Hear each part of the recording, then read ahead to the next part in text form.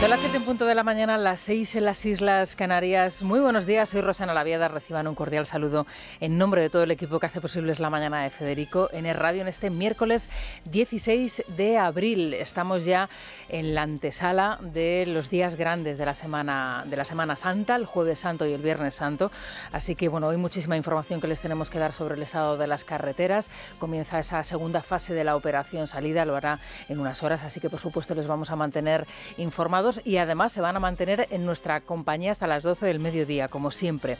Mucha precaución si tienen que coger el volante y, por supuesto, aquí estamos para distraerles a todos ustedes y para mantenerles informados en el día de Santa Engracia. Felicidades a todas las engracias que nos escuchan, nombre preciosísimo, y a todas aquellas que son miembros del Club de Libertad Digital. Otra jornada de tiempo inestable, es lo que les venimos contando desde hace unos días, con chubascos ocasionales en buena parte de la península, en buena parte del país. Estas precipitaciones van a ser hoy menos probables, sobre todo en el sur y en el este, así que bueno, la cosa parece que va cambiando. A esta hora en Madrid tenemos 5 grados y vamos camino de los 13. He de decirles que las temperaturas han bajado notablemente y se nota bastante en el centro peninsular. La máxima nacional se registra en Valencia y en Santa Cruz de Tenerife. Allí van a disfrutar hoy de 23 graditos y la mínima en Burgos, ojo, 1 grado bajo cero. En unas horas, el juez instructor de la causa que sigue contra Begoña Gómez, mujer del presidente del Gobierno, vuelve a la Moncloa. Doña Begoña Gómez Fernández, ¿con esta persona tiene usted algún tipo de relación de parentesco, amistad, enemistad? Es mi esposa. Muchas gracias. Respecto de don Juan Carlos Barrabés, cónsul. No. Y respecto de don Joaquín Goyache Goñi. Tampoco. No desea prestar declaración respecto de ninguna de las preguntas que se le pudieran haber formulado. Deseo acogerme al derecho que viene reconocido en la ley. Pues muchísimas gracias. Se da por concluida la diligencia.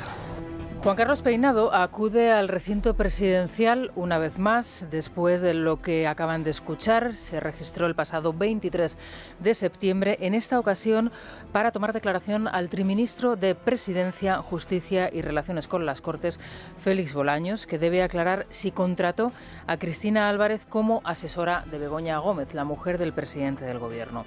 Que un juez de instrucción que investiga a la mujer del presidente del Gobierno, acusada por nada más y nada menos que 4 delitos, acuda a la sede de la presidencia del Gobierno de un país, debería ser en sí mismo una noticia de primera magnitud, ya simplemente de entrada, sin que trascienda el testimonio de los declarantes o aquellos que no quieren declarar. Que lo haga para interrogar a uno de los ministros que concentra más poder en las diferentes legislaturas y mandatos de Pedro Sánchez, ni les cuento. Y que se produzca tras la declaración del mismo presidente del Gobierno que acabamos de recordar, ya sería un motivo suficiente para la dimisión en más de un país de nuestro entorno del presidente del Gobierno y detrás de él de todo su gabinete. Esto, desgraciadamente, no lo hemos visto en España y mucho me temo que no lo vamos a ver próximamente.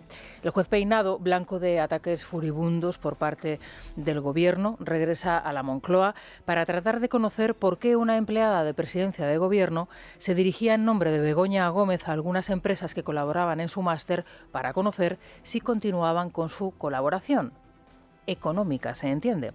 Esta comunicación que los representantes de Begoña quieren enmarcar dentro de una comunicación casual y espontánea supondría un delito de malversación de fondos públicos. Del Palacio de la Moncloa a la sede del Partido Socialista en Ferraz hay 3 kilómetros de distancia. Es una distancia que en coche, para quien conozca la zona, y sin tráfico, cosa rara, por cierto, en esa zona de Madrid concretamente, se tarda en recorrer más o menos unos 6 minutos. Está relativamente cerca. Hasta allí se habría desplazado la empresaria imputada Carmen Pano para entregar en sobres 90.000 euros. Lo hizo a instancias de Aldama y lo ratificó en la Audiencia Nacional ante el juez Pedraz el pasado 19 de marzo. Tanto una entrega como otra entrega de 45.000 euros era para anticipo, digamos, de los restaurantes. A Víctor de Aldama. Víctor de Aldama, cuando me dice que hay que llevar ese dinero a Ferraz porque él no puede, a mí no me dice nada de qué es. Moncloa, Ferraz, el Ministerio de Transportes, de Transición Ecológica, Turismo, el Gobierno de Canarias, el Gobierno de Baleares, la Diputación de Badajoz, Adif, Traxa, la Complutense. En fin, podría seguir. Me dejo muchísimos escalafones y muchísimos departamentos de la administración pública y de este gobierno. Como dice hoy Pablo Planas en Libertad Digital, y hoy Pablo va a estar con nosotros también en la tertulia, desde la perspectiva socialista, el Estado es la empresa española más importante e imponente, la más fiable, la que lo aguanta todo y la que nunca pierde. Bueno, la que nunca pierde depende, todo depende. A pesar de esa corrupción endémica, del nepotismo general que les estamos contando y estamos aquí denunciando, de la prostitución como hábito de conducta sexual común entre los miembros de este Ejecutivo, a pesar de todo esto, ayer la ministra portavoz del Gobierno, Pilar Alegría, manifestó sentirse humillada, ofendida por los mensajes que recibe en sus redes sociales. Me ha pasado algo que no me había pasado en la vida y tengo 47 años. Y llevo ya años en política. Yo nunca, jamás, había visto tal torrencial, tal magnitud de insultos, de vejaciones, fotografías, montajes, acusaciones.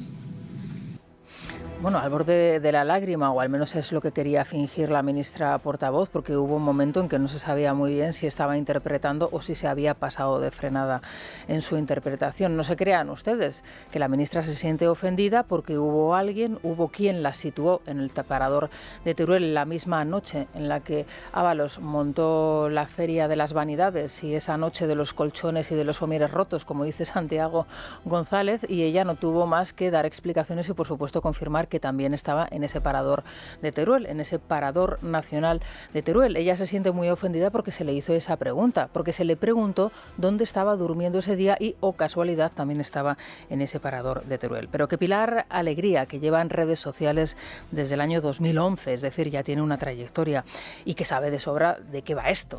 Ella decía, si yo les enseñase esto, si yo les dijese lo que hay aquí, si yo te dijese, Pilar, lo que hay aquí, otro gallo cantaría. Ella es una representante de lo público y además es la ministra portavoz. Tratar de hacer una causa feminista de algo que, como suele decir, va con el cargo, es referirse y reírse de los españoles, especialmente de las mujeres que, por ejemplo, se me ocurre a mí, durante años se han preparado para una oposición para conseguir un empleo público, por ejemplo, y que luego ve cómo por la puerta de atrás entra una prostituta a la que hace servicios un ministro, a la que presta servicios a un ministro amigo suyo, compañero suyo de gabinete, y que, bueno, pues gracias a esos servicios que prestaba a cambio de dinero para tener un complemento se le otorgaba un empleo público. Bueno, yo realmente me sentiría ofendida por eso, si fuese la ministra portavoz y miembro de ese mismo gabinete. No porque haya un grupo de personas, normalmente de ellas anónimas, que te insultan en redes sociales, como suele suceder en cualquier lugar y en cualquier circunstancia a cualquier persona que se dedica a esto de lo público o que está de alguna manera expuesta. En fin, esto es lo que sucedía ayer con Pilar Alegría. Luego le dedicaremos más tiempo, porque creo que lo merece, a la ministra portavoz. Y en cualquier caso nos vamos a quedar con otro sonido, para que vean ustedes que esto de la presentación de una realidad de manera diferente a cómo la es, o de la mentira en política, sigue siendo algo generalizado. Vamos a escuchar a Pilar Bernabé en lo que ayer debería ser uno de sus días más importantes en política. Asumía el cargo como líder del Partido Socialista de Valencia. No es saber de una cosa o de otra, es saber gobernar, es saber gestionar y es saber cuál es tu responsabilidad. Eso es lo que tenían que haber hecho los que tenían que gobernar, los que tenían la responsabilidad, los que tenían que proteger, los que tenían que trabajar. Eso era lo que tenían que hacer. Es la mañana, es radio. Pilar Bernabé, delegada del Gobierno en Valencia, que asume el cargo como líder del Partido Socialista Valenciano y se supone como primer paso a esa candidatura a la alcaldía de la ciudad del Turia, o veremos a ver, porque quizá el paso sea un poco más amplio. En cualquier caso, para saber gobernar, lo primero que hay que hacer es no mentir, ser sincera. Y Pilar Bernabé lo ha hecho, y no me refiero que también a los informes que tiene la jueza de Catarroja y a la declaración que hizo ante la jueza de Catarroja hace unos días y que aquí le relatábamos ayer. Me refiero a cuestiones mucho más personales. Silvia Ribeiro, Daniel Muñoz. ¿Qué tal? Muy buenos días, Dani. ¿Qué tal, Rosana? Buenos días. Nos referimos a su currículum, que ha tenido que ser modificado por el Partido Socialista a última hora. Resulta que de las 2 carreras que Pilar Bernabé habría realizado, comunicación y filología hispánica, no ha concluido ninguna. Desde el Partido Socialista aseguran que es un error sin mala fe. Mientras tanto, todas las miradas se centran en la gestión y las alertas emitidas desde la Confederación Hidrográfica del Júcar y, por tanto, los trabajos realizados por el departamento dependiente del Ministerio de Transición Ecológica, que por aquel entonces dirigía la exministra Teresa Rivera. La Confederación admite que por la mañana se lanzaron varias alertas, pero que a partir de las 4:44 de la tarde, solo una persona se quedó al frente de la Confederación para gestionar las horas más complicadas cuando se desbordó el Barranco del Pollo. Medio Ambiente reconoce que envió a casa a los controladores encargados de esta vigilancia. Por otro lado, el registro de llamadas entregado a la juez por Salomé Pradas demuestra que entre las 7:10 y las 7:43 no pudo comunicar con Carlos Mazón. Y aquí vemos las 2 vías de investigación y las 2 vías, digamos, de defensa, dependiendo de la administración que se trate, de la administración general o de la administración autonómica. Lo que queda en evidencia, y ayer lo resaltaba y lo vuelvo otra vez a decir, es que nadie va a sacar ni dar la cara por los valencianos, por los más de 230 que fallecieron, por los miles de valencianos afectados por la riada. ¿Dónde están las responsabilidades de lo que sucedió aquel fatídico día de octubre? ¿Alguien va a responsabilizarse de lo allí sucedido? En fin, mucho me temo que no va a ser así. En cualquier caso, que la delegada del Gobierno, la señora Bernabé, inicie esa carrera, digamos, meteórica en la política valenciana presentando un currículum fake, dice mucho de su persona. Otra, de nuevo, que dice que hizo 2 carreras y que no tiene ninguna.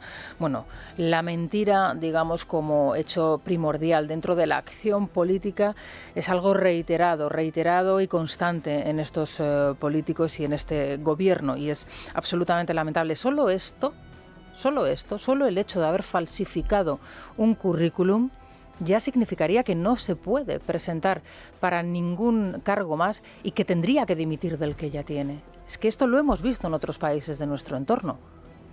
El falsificar un currículum diciendo que has hecho 2 carreras, que tienes 2 titulaciones y de las cuales no tienes ninguna, ya es un hecho en sí mismo para dejar los cargos que tienes y no optar a otros. Aunque claro, estamos ante una señora que va a asumir una serie de responsabilidades dentro de un gobierno, de un presidente del gobierno que al mismo tiempo, bueno, pues tiene, digamos que falsificaciones en su currículum varias y además al 100% falsificadas. Y eso ha quedado absolutamente demostrado en el caso del presidente del gobierno, Pedro Sánchez. Bueno, vámonos con el ministro Carlos Cuerpo, que pasa por ser la cara, digamos, más amable de este Ejecutivo. Ya viaja de regreso a España después de su encuentro en Washington con el secretario del Tesoro, y en este sentido es muy curioso porque la satisfacción, al menos es la primera lectura que se hace de ese encuentro que ha mantenido el ministro de Economía, es totalmente contraria a la sensación que se ha llevado la delegación europea, que también ha viajado a Estados Unidos. Sí, el titular de Economía califica de cordial, útil y productivo este encuentro y dice salir del mismo con la convicción de que es posible un acuerdo entre Estados Unidos y la Unión Europea para poner fin a la guerra comercial, pero efectivamente su satisfacción contrasta con la percepción de las autoridades comunitarias, que regresan de Washington con la sensación de que Trump no tiene demasiado interés en aprovechar la pausa arancelaria de 90 días para negociar una desescalada. De hecho, en las últimas horas el portavoz de Comercio de la Unión Europea ha exigido a la Casa Blanca que aclare su posición al respecto. En lo referente a las relaciones entre España y Estados Unidos, el ministro Cuerpo desmiente que la gira asiática de Pedro Sánchez haya comprometido las relaciones entre ambas administraciones, aunque ha defendido de nuevo el diálogo con China y ha reiterado que este acercamiento no busca sustituir a Estados Unidos como principal socio comercial. Desde el Partido Popular, Cuca Gamarra cree que la visita express del ministro a Washington solo busca compensar la reunión de Sánchez con Xi Jinping. Escuchamos a Cuerpo y a la secretaria general de los populares. Hemos tenido una conversación abierta y franca, yo diría que muy útil, sobre todos los aspectos ahora en materia de economía internacional, incluyendo por supuesto las relaciones tanto de Estados Unidos como de España y de la Unión Europea con algunos de los actores económicos más importantes, incluyendo también, por supuesto, China. China, por supuesto, que somos conscientes de que es un rival, un competidor en muchas áreas, pero también tiene que ser un socio estratégico. Hemos conocido en las últimas horas que el ministro Cuerpo está en Estados Unidos, reuniéndose con la administración americana. Pero el problema es que está allí intentando arreglar el desaguisado que ha generado Pedro Sánchez con un viaje imprudente y muy poco inteligente.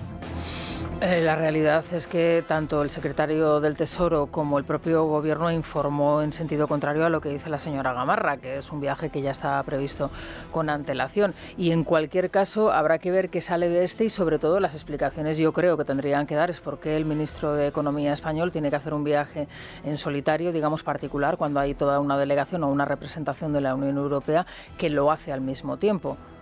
Eso sí que me preocupa. Me preocupa, por ejemplo, que Sánchez vaya a China, que se erija como el representante de la Unión Europea y que desde Europa las autoridades bruselenses le den un toque de atención al presidente del Gobierno, diciendo, pero bueno, ¿usted qué está haciendo? Usted no es el representante de la Unión Europea, no hable en nombre de Europa.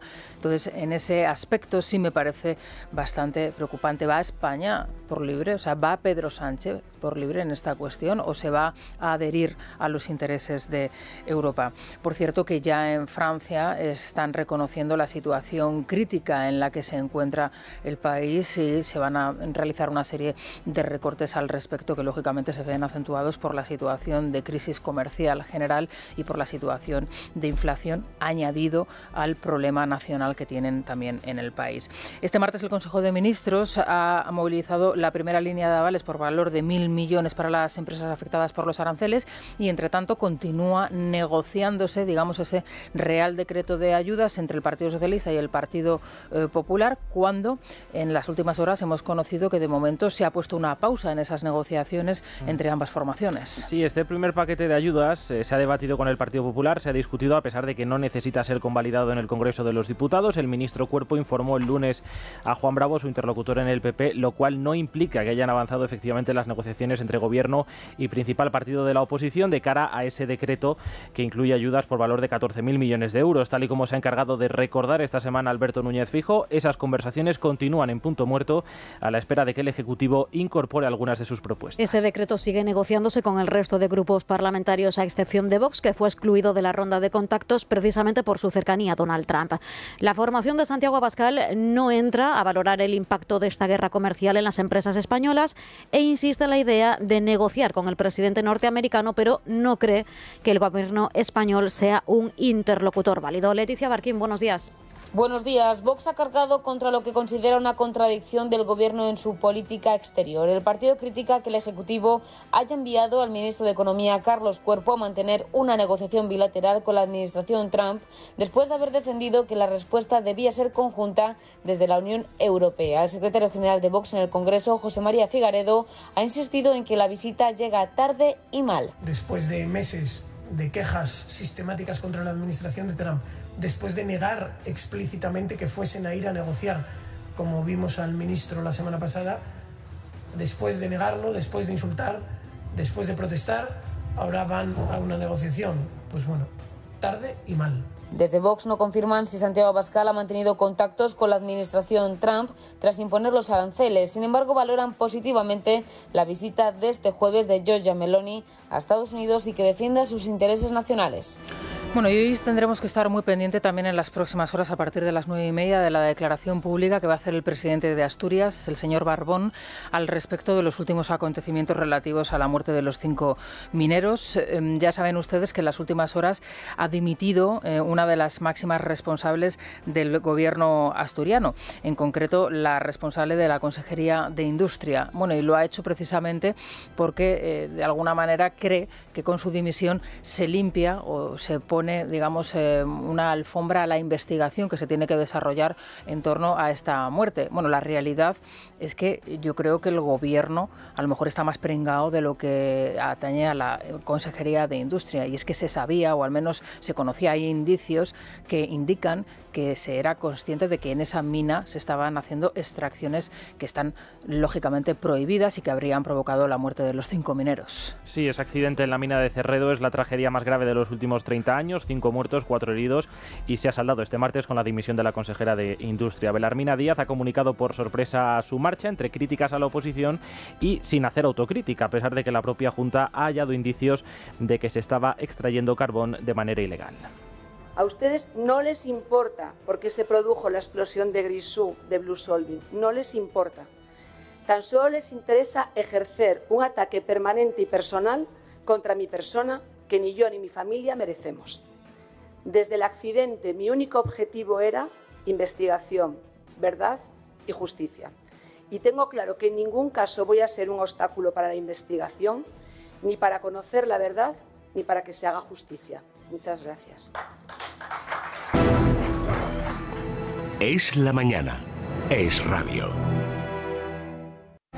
Son las 7:30 de la mañana, las 6:30 en las Islas Canarias. Seguimos informándoles en Es la Mañana de Federico en el radio en este miércoles 16 de abril. Vamos a hacerlo con Silvia Ribeiro y con Sergio Eras. Les voy a recordar ya de entrada que este jueves y este Viernes Santo también hay programa, también ahí Es la Mañana de Federico, y estamos preparando unos programas especiales donde vamos a resumirles algunos de los mejores momentos de este último trimestre, tanto en la parte política, en la primera parte del programa, como en la segunda parte, en la parte del magazine, con toda la crónica rosa y todos los contenidos que pueden escuchar ustedes a partir de las 10:15, 10:30 de la mañana todos los días. No se lo pierdan porque realmente es interesante y vamos a recuperar algunas de las tertulias más llamativas de estas últimas semanas, y han sido varias, porque hemos tenido noticias de calado importantes y aquí hemos tenido momentos radiofónicos verdaderamente estelares que vamos a recordar este Jueves Santo y este Viernes Santo dentro de la programación especial de Semana Santa. Déjenme que les cuente que el tiempo, desgraciadamente, para algunos, pues viene pasado por agua, que hay que hacer lo que sea para buscar esos planes alternativos para poder disfrutar de la Semana Santa también y de esos días de descanso. Claro que sí, no nos lo va a amargar 4 gotas de agua, no nos va a amargar la Semana Santa, pero hay que ir preparado. Así que sepan que las lluvias van a ser prácticamente generalizadas en todo el país, que en Madrid tenemos 5 grados y vamos camino de los 13, es decir, hace frío en la capital.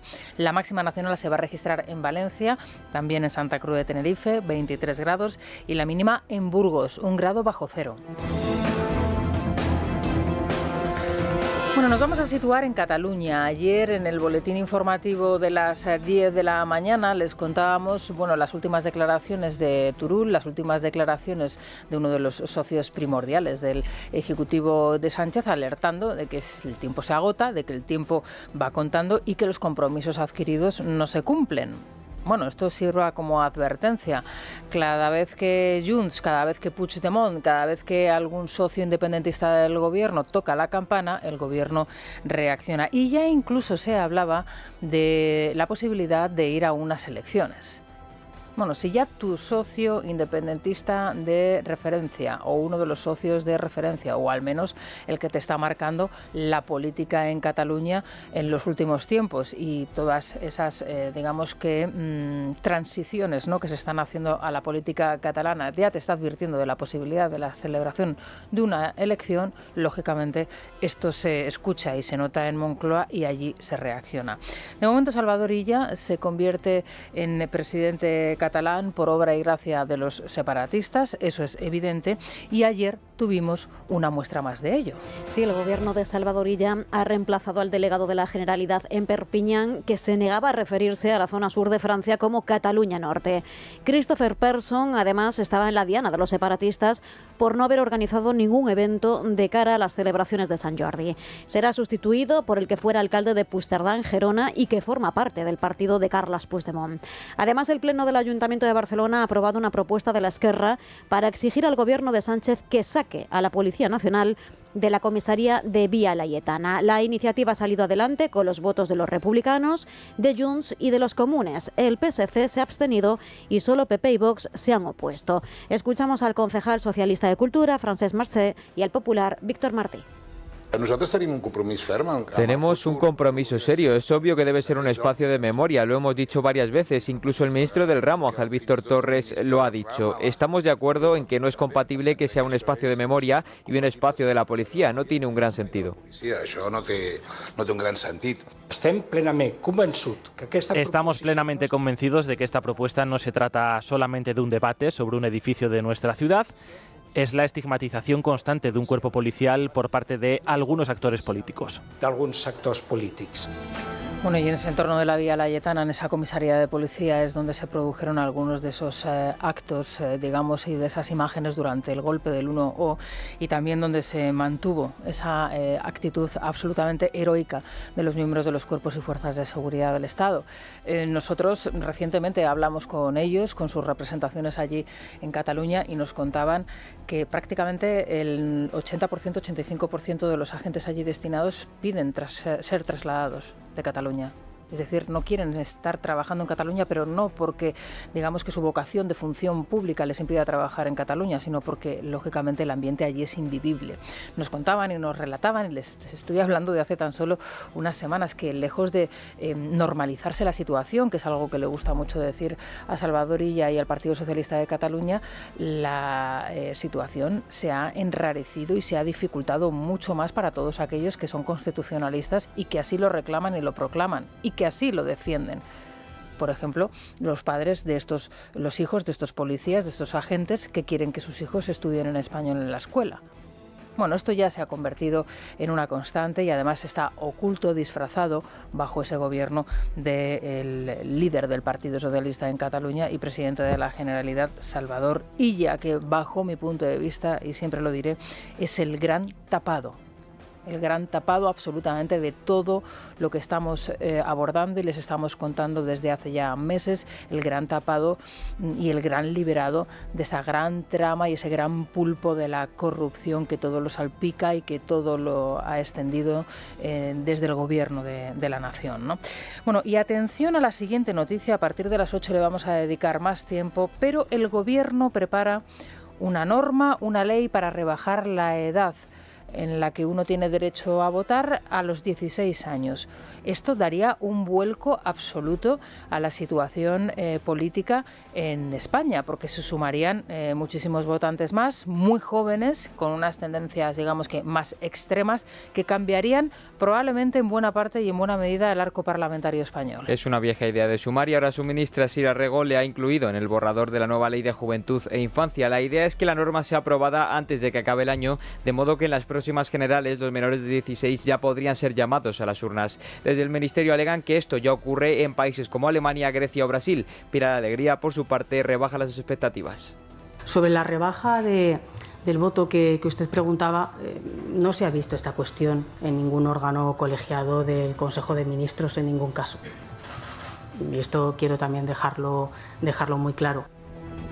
Bueno, esto es lo que dice la ministra Pilar Alegría, pero realmente del dicho al hecho ya saben ustedes, la realidad es que la ministra Sira Rego no se va a poner a preparar una ley si no saben que esa ley puede salir adelante, y este es uno de los grandes objetivos que tienen en el partido que gobierna ahora mismo y en la coalición que gobierna, y podría ser una de las salidas, digamos, no sé si airosas para el presidente del gobierno, para Pedro Sánchez, pero sí una de las posibilidades. Supuso pues un auténtico vuelco, por ejemplo, electoral en Argentina, ¿no? Es decir, son situaciones que se ven y que cambian por completo el panorama ya no solamente electoral y del hemiciclo en un país, sino al mismo tiempo los mensajes que se lanzan desde los diferentes partidos políticos, los formatos que se utilizan para lanzar esos mensajes, las entrevistas que se hacen, hacia quién van dirigidos, los lemas de campaña que se utilizan y sobre todo los grandes argumentos que movilizan. Pues estoy pensando, por ejemplo, en vivienda, estoy pensando, pues en otra serie, en educación. Es decir, situaciones o argumentos que se situaban anteriormente en un segundo plano o en un tercer plano empiezan a ponerse de cabeza para las formaciones políticas que se tienen que dirigir a otro nicho, digamos, de votantes, ¿no? Pero vamos a abordarlo además de manera detenida a partir de las 8 de la mañana. Más corrupción, lo escuchábamos hace unos instantes a las 7 en punto de la mañana, pero creo que merece la pena recordar algunos de los audios a los que tuvimos ayer acceso. ¿Se acuerdan ustedes de esa empresaria, Carmen Pano, que aseguró haber ido a Ferraz con sobres cargados de dinero? Bueno, pues hemos tenido acceso a esas grabaciones que se produjeron en el juzgado, en la Audiencia Nacional, hace tan solo unos días. Sí, Carmen Pano reconoció en la Audiencia Nacional que realizó 2 entregas de 45.000 euros cada una en la sede del PSOE, en la calle Ferraz. La empresaria imputada en la causa de los hidrocarburos ha cambiado de versión sobre el destino del dinero. En el Supremo dijo hace unos meses que era una comisión para obtener una licencia para Villafuel. Ahora en la audiencia Guardia le ha contado al juez Pedraz que sospecha que en realidad era un anticipo para los negocios de Aldama, que quería vender unos restaurantes en las 4 Torres de Madrid. Acudió en instancias de Víctor Aldama, que acudió a la sede del Partido Socialista en Ferraz, sí, a unas bolsas de dinero. ¿Esto qué explicación se le dio? ¿Cuál era el objeto de esto? Tanto una entrega como otra entrega de 45.000 euros era para anticipo, digamos, de los restaurantes a Víctor de Aldama. Víctor de Aldama, cuando me dice que hay que llevar ese dinero a Ferraz porque él no puede, a mí no me dice nada de qué es, sí, y para qué es. Sí. ¿Esto no tiene algo que ver con la concesión del título de operadora para Villafuerte? Lo desconozco porque se me dijo que era anticipo de los restaurantes. De los restaurantes de 4 Torres, pero esto no tiene nada que ver con hidrocarburos, no, con el tema de no. Los jubilados españoles tienen un 6,4% más de poder adquisitivo que los europeos. Sin embargo, los ciudadanos españoles entre 18 y 64 años son un 7,4% más pobres que los ciudadanos europeos. La revalorización de las pensiones ha invertido una tendencia que no existía hasta el año 2020. Así se desprende de las conclusiones extraídas de la Fundación BBVA y del Instituto Valenciano de Investigación Económica a través de los datos de la Oficina Estadística Eurostat. La vivienda es un elemento diferencial en las fuentes de ahorro, ya que la subida de los precios no es asumible para los salarios de la población joven, mientras que aquellos que son propietarios ven cómo la diferencia se amplía sobre los no propietarios. Bueno, y aquí se está invirtiendo la pirámide, que es lo que se suele decir, y esto realmente genera un problema. Estamos haciendo pensionistas, si me permiten ustedes, que no tienen ningún problema para llegar a fin de mes. No voy a decirles que ricos, porque no lo son, pero muchos de ellos sí que tienen una economía bastante holgada, que se están haciendo además cargo económicamente en muchos casos de la sostenibilidad de las familias, ya no solamente de las suyas, sino de la de sus hijos y del cuidado de sus nietos, y al mismo tiempo sus hijos, que están en esa edad, digamos, de tener esa trayectoria y esa proyección laboral, y al mismo tiempo esa remuneración, están muy por debajo. Claro, cuando la pirámide se invierte, es una sociedad que tiene un verdadero problema. ¿Por qué se revalorizan de la manera que se revalorizan las pensiones? ¿Por qué? Pues porque hay un nutrido grupo de pensionistas en nuestro país que son una base y un nicho electoral importantísimo para el gobierno. Y me van a llamar ustedes bruta, y probablemente muchos de los pensionistas que me estén escuchando se estarán llevando las manos a la cabeza, pero a que ustedes llegan, muchos de ustedes, holgadamente a fin de mes y tienen muchos hijos que no pueden hacerlo. ¿Qué preferirían ustedes? Que sus hijos llegasen, que tuviesen esa proyección laboral, económica, que pudieran crecer en sus trabajos, que tuviesen esa proyección, que tuviesen unos sueldos acorde a lo que se está cobrando en Europa, o que se siga engordando, digamos, esa hucha de las pensiones con el coste que supone para el país y el legado que van a dejar al mismo tiempo a los hijos, a los nietos y a los bisnietos. En fin, es una situación absolutamente endiablada. Y por último, bueno, un caso que nos ha conmocionado y que nos ha irritado a todos, y que es más, no les voy a decir común, pero que no es la primera vez que sucede, desgraciadamente, en nuestro país. Un bebé de 40 días ha muerto desangrado a causa de una circuncisión clandestina en el municipio almeriense de Roquetas de Mar. La Guardia Civil ha detenido a los padres originarios de Mali y al hombre que le practicó la intervención. Los progenitores han sido puestos a libertad provisional, mientras que el falso médico permanece en prisión. Las informaciones trasladadas por la Consejería de Salud señalan que tan solo en Almería se atienden entre 15 y 20 casos de este tipo al año, incluidas las ablaciones femeninas. Claro, es lo que les iba a comentar. Esto es como la ablación femenina. Esto hay que perseguirlo. Esto hay que prohibirlo, y esto hay que condenarlo, y además tiene que tener una sanción penal importante. Este tipo de prácticas no se pueden realizar en un país como España. Claro, ahí se ha metido en la cárcel a la persona que ha practicado al pobre bebé la circuncisión, pero ¿y los padres? Son los que han llamado a esta persona para que lo haga. Es decir, cuando un inmigrante llega a un país, tiene que asumir las normas de ese país, y en este país esto es ilegal. Así que esto tendría que estar bastante claro y no debería haber ningún tipo de duda al respecto. Entre 15 y 20 casos, es lo que nos acaba de contar Silvia, entre 15 y 20 casos. Es decir, esto es algo bueno, que es habitual, que no es el primer caso que se produce. Esto hay que perseguirlo y hay que denunciarlo, por supuesto. Nos vamos a ir a la prensa económica con la Caixa. Es la mañana. Es radio. Vamos con esa prensa económica, comenzamos con los titulares del Libre Mercado. La central de Almaraz deja de funcionar porque no puede pagar los impuestos. Es una de las quejas del sector eléctrico, de las propietarias, de las grandes empresas propietarias de las centrales nucleares en España.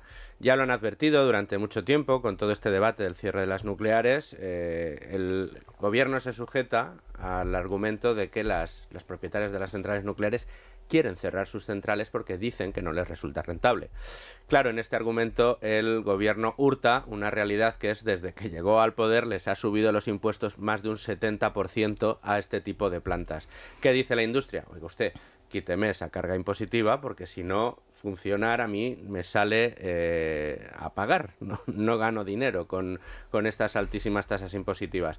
Y ahora que el debate se centra en la central nuclear de Almaraz, los propietarios de la central han dicho que van a tener que cerrar porque ahora mismo, aunque tienen unos costes operativos muy competitivos, no olvidemos que la central nuclear de Almaraz es una de las centrales que tecnológicamente están más puestas al día de toda Europa, de todo el mundo. Es, digamos, uno de los ejemplos que se ponen en todo el mundo.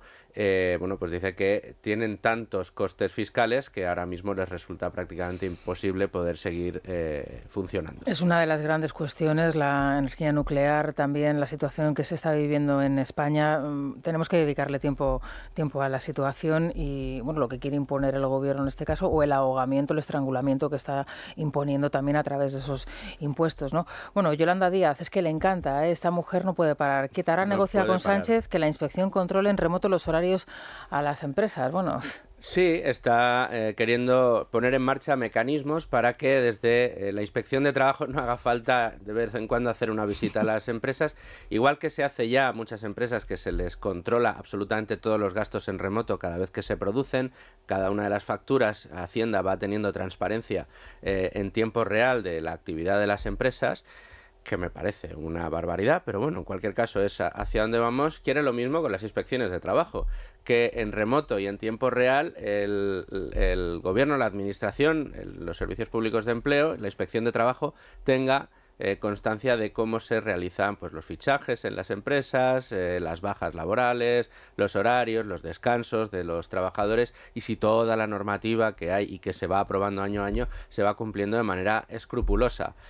¿Qué decir tiene? Que evidentemente esto podría suponer una dificultad añadida para las empresas porque no se te escape que si finalmente esto se pone en marcha supondrá un coste adicional para las compañías que tendrán que implementar sistemas para poder dar transparencia en remoto y en tiempo real. Eso es como un gran hermano, ¿no? Absolutamente. O sea, es un control absoluto, el gran hermano en las empresas, ¿no? Lo que le gusta a Yolanda, ¿eh? No, desde luego, pero es un poco la deriva que llevamos en lo monetario con las monedas digitales que quiere poner en marcha el Banco Central Europeo. Es lo mismo, es seguir ampliar el control de los administradores a los ciudadanos hasta el último detalle de sus vidas, ¿no? Y esto es lo que está queriendo hacer Yolanda. Bueno, algún tema más, lógicamente hoy, pues mucha prensa viene con la reunión ayer de Cuerpo con el secretario de Estado y al mismo tiempo en paralelo, y es un poco lo que nosotros estábamos destacando, esa delegación de la Unión Europea, que las sensaciones que se han llevado no son las mismas que el ministro español. No, desde luego que no. En expansión lo que están destacando es que la Unión Europea marca líneas rojas y Estados Unidos se enroca, es decir, no parece que estén avanzando las negociaciones. De hecho, bueno, tú y yo antes de arrancar el programa comentábamos esa información que viene hoy recogida en la prensa de el resumen de la reunión de Carlos Cuerpo ayer en Estados Unidos, en Washington, sin ningún tipo de avance, porque al final Cuerpo va allí a intentar negociar y lo único que sabe o que dice cuando sale es que sí, que tenemos una puerta abierta para la negociación. El avance es una foto mala, además. Sí, no, desde luego es hola, ¿qué tal? Sí, no, negociaremos, ya veremos cómo negociamos y ya veremos qué hacemos. Pero fíjate que es en 5 días donde tenemos una de las claves que puede estar detrás, aunque no se dice explícitamente, de esta reunión, y es que, y además es el único periódico económico que lo destaca, y no deja de ser llamativo, que sea 5 días, recordemos Prisa, recordemos la guerra abierta que existe en Prisa ahora mismo con el gobierno, ojo a lo que cuenta hoy 5 días, justo unas horas después de que el señor Cuerpo se reúna con el secretario del Tesoro en Estados Unidos. Trump reniega del AVE a Texas, con el que Renfe preveía lograr 5.300 millones. ¿Cómo interpretas que el día que viene el ministro de Economía de España a hablar con el secretario del Tesoro, el gobierno norteamericano anuncie, diga o deslice que ese gran acuerdo que pretendía España en Estados Unidos, que parece que no va a prosperar? Hombre, pues me parece que lógicamente la situación no es tan de felicidad, ¿no?, como nos relata el ministro, ¿no? Ni las relaciones son tan fluidas, ni la satisfacción debería de ser máxima. Y a lo mejor ese viaje a China se empieza a penalizar. Claro. En esta ocasión a una empresa pública española como Renfe. Sí, a pesar de las fotos, de las buenas caras y de las sonrisas, que por cierto el secretario de Estado tiene una sonrisa tan falsa. Ah, sí. Falsa. Bueno, yo creo que debería estar ya acostumbrado a posar en esas lides. Pero sí, fíjate, ¿no? Interesantísimo, sí. Una lectura muy, muy llamativa, ya te digo, porque es 5 días. ¿Quién le da el palito al...? Bueno, pues de esto seguro que tenemos hoy reacciones a lo largo del día de hoy sobre esta noticia que publica 5 días. Luego, a partir de las 9, volvemos otra vez a escucharte, ¿te parece? Muy bien, con la apertura perfecto. de la bolsa. Hasta luego, Luis.